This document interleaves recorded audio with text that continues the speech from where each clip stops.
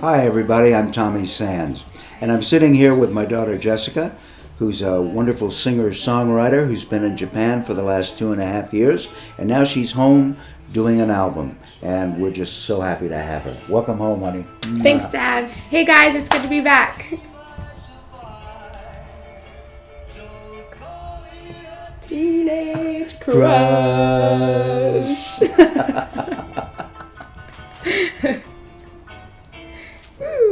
Honey, you sure do love green, don't you? Green pillows, green boots, green walls. Wow. Kermit the Frog. There you go. I love Kermit. I love My him. first song. I love the Muppets. About Kermit the Frog. I remember the first song that you used to sing when we lived in Hawaii at the Lumahai house, and you used to sing, "Tomorrow, tomorrow." Remember that? Yes.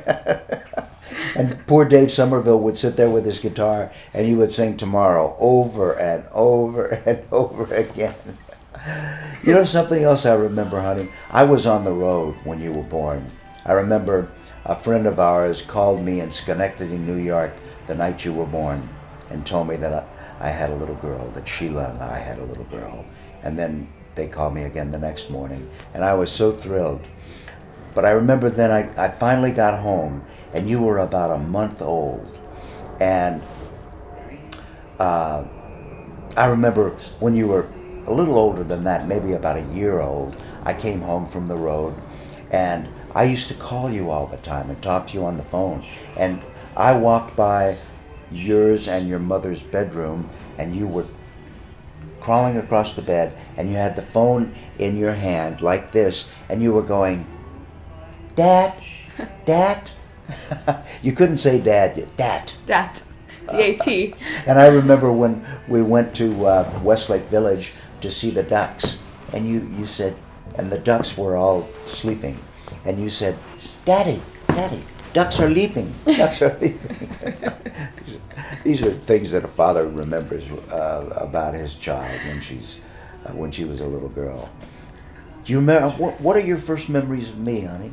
So, my perception of my dad has changed over the years dramatically. There was a huge span of time between the ages of 7 till just a few years ago that I didn't even see my dad or talk to him. But over the years, fan club presidents of his would send me albums, and they'd send me pictures, they'd send me website information and newspaper clippings and videos. I remember just this last year, a woman that was one of his fan club presidents sent me all of his videos on DVD so that I could see for the first time all of the movies that my dad had not only starred in but also performed as a singer. So there was all this wealth of knowledge that I wasn't privy to. But as I started reading and I started listening to all of his albums, my appreciation for his art and his talent grew. My dad is truly a rock star. Like, he's the coolest. He's always inspired me. I've always wanted to be a performer like he was. I've always wanted to follow in his footsteps and do what I was passionate about. And I think that's the greatest thing about my father. Tommy Sands is definitely passionate about what he does as a singer, as a songwriter, as a musician, as an actor. It is the only thing that he lives for, other than his family, me. But music is what he lives for. It's what he does. It's the only thing that he does. And he's still doing it.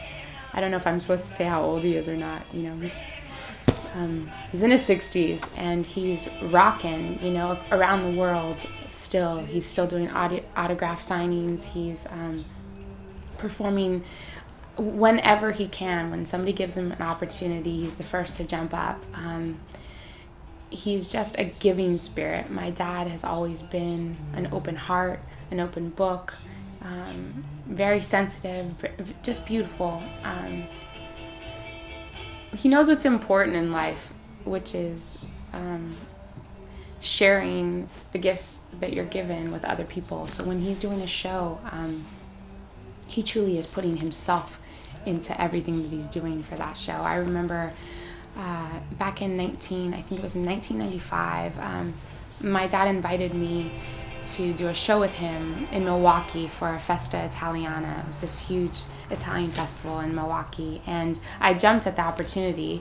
He allowed me to sing, a couple of duets with him, and I think our first song together that we ever performed was Unforgettable by Nat King Cole. We did the Nat King Cole and the Natalie Cole version. But it was one of the most amazing experiences ever. I remember walking out on stage and seeing 10,000 people out there all, screaming for Tommy Sands. And up until that point, I just didn't get it, he was just Dad. But watching him and not only performing with him, but also being in the audience, becoming a fan of his, has brought us so much closer, because it's something that we share, music. It brings people together, honestly. And then watching the women, all ages come up to him after the show and want his autograph and want to hug him and kiss him and just touch him and just talk to him. It was mind-boggling, like I wasn't raised in Hollywood. I was raised on an island. So when famous people would come to the house, Elvis, Sammy Davis Jr., as a little girl, you just don't understand it. It's just way too big for you. But now, I feel blessed. Like, it's really cool to have that history in my bloodline. And I encourage young people that are into music to get into the history of music, to find out the people that came before them and before them who really trademarked the sounds that we hear today on the radio and TV: rockabilly, country, rock, jazz, blues.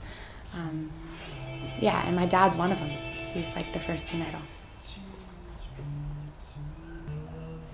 Well, if I had to give any advice at all to young people today, I would say, first thing you want to do is get out of your room, your apartment, your house, and go sing for people. Even if it's only 2 or 3 people, there'll be a different dynamic than there would be if you're just at home singing.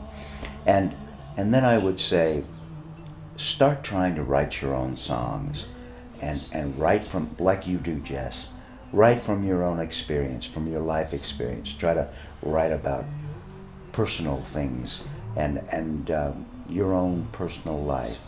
And the third thing I would say to them, and this is very important, you have to go where the record companies and the jobs are.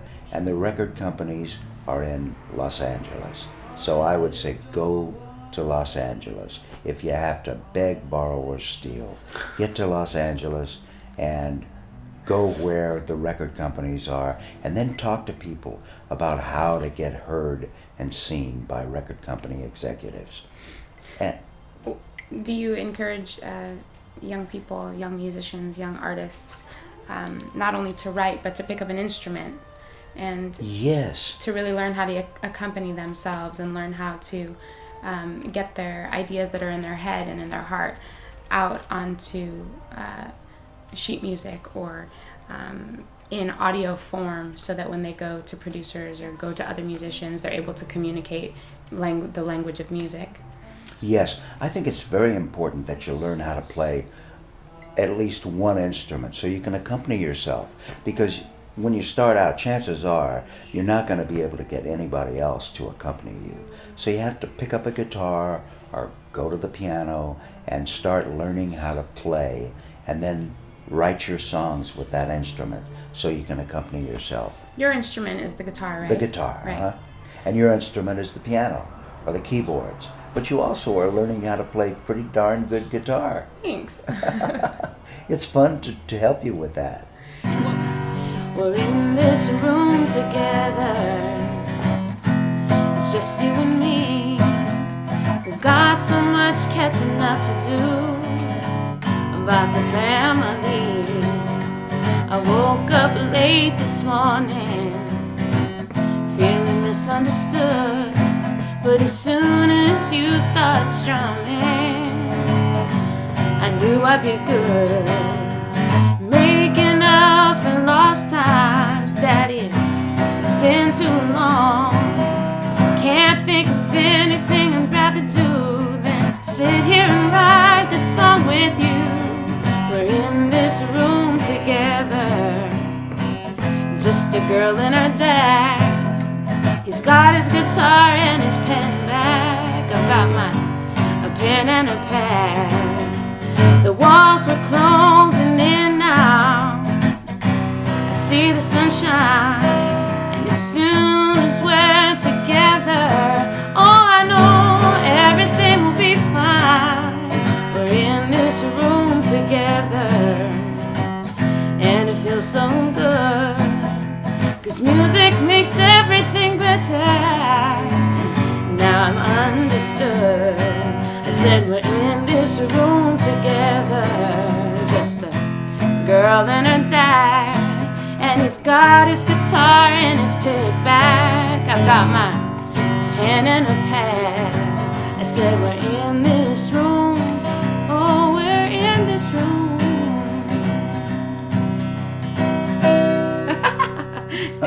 So we did that in Palm Desert. It was kind of fun. Yeah, one night after your shows. Yeah. Yeah. Very cool. Thank you. Hmm. Yeah, very cool.